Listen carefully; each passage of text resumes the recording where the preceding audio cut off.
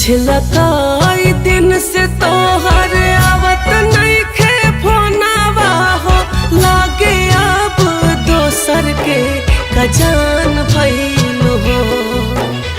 तोहरा के देखला भइल जानो कतना दीनवा, साचा हो तू दूजिया के चान भइल हो।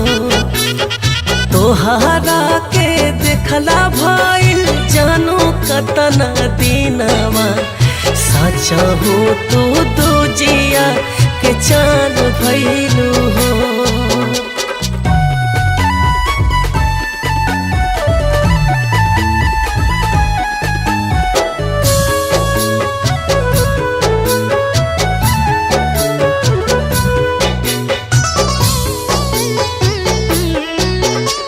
रहे विश्वास नहीं कबो साथ छोड़ाबू, अचाके में हमारा से मोह से मोड़ाबू। रहे विश्वास नहीं कबो साथ छोड़ाबू, अचाके में हमारा से मोह से मोड़ाबू। जल से निकल के जैसे तड़पे मछरिया हो, असही तू हमके बेजान कैलू हो। तोहरा के देखला भइल जानो कतना दीनवा, साचा हो तू दूजिया के चान भइलू हो। तोहरा के देखला भइल जानो कतना दीनवा, साचा हो तू दूजिया के चान भइलू हो।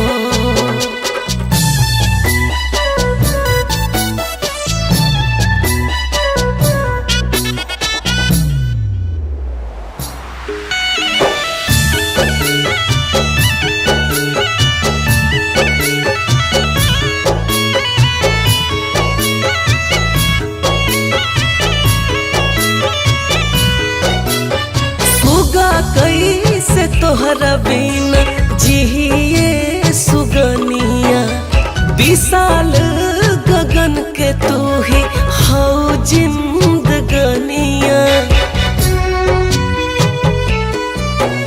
सुगा कैसे तोहरा बिना जिए सुगनिया, विशाल गगन के तू ही हौ जिंदगनिया।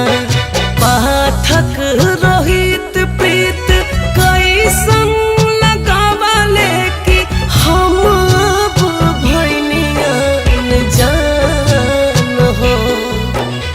तोहरा के देखला भइल जानो कतना दीनवा, साचा हो तू दूजिया के चान भइलू हो।